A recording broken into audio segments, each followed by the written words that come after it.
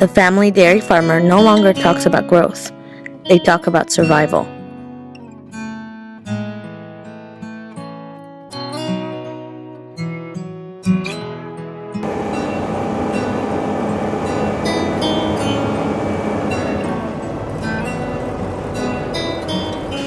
There are only 1,500 dairies remaining in California.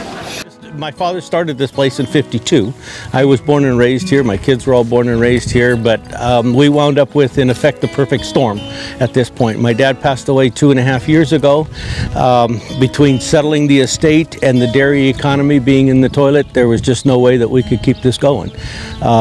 We did try bank financing, but bank financing just wasn't interested because there's no return on investment. And so at that point, it made it impossible to be able to buy out the rest of the family. So that we wound up with no choice but to, last October we sold the cows, and in December we sold the heifers, and we're working on what to do with the real estate now at this point. The economic crisis confronting the California dairy farmer has not been seen since the Great Depression. Even until this day, I hear some of the old timers who are still here talk about farms that were lost by their parents in the Depression.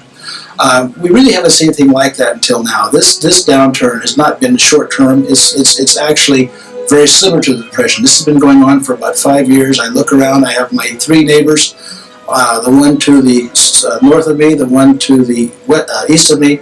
I was there when the banks came in, served them with some papers, and the cows were hauled away and destroyed because the cows were, due to lack of cash to buy feed for the cows were to the point where they couldn't be salvaged as dairy animals. The California Senate Agriculture Committee had an emergency hearing during the end of the legislative session to announce an historic agreement between milk producers and cheese processors on a fair price that cheese processors pay dairy farmers for their milk. It was part of a short-term sustainability program to keep dairy farms afloat. On September 12, 2013, legislators made the decision to personally inform the California Department of Food and Agriculture of the agreement. Their comments are a matter of record.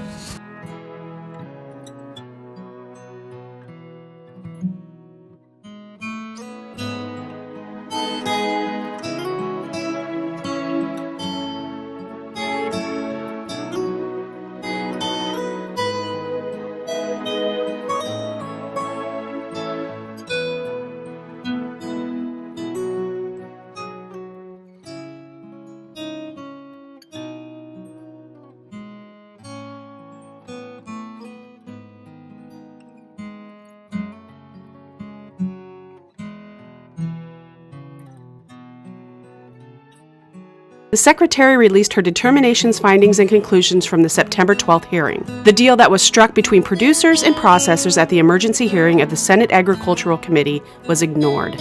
The Secretary offered no viable short-term relief. You're going to be out of the dairy business? Yeah, there are times when when I do have to think about that. Yeah, whether the opportunities that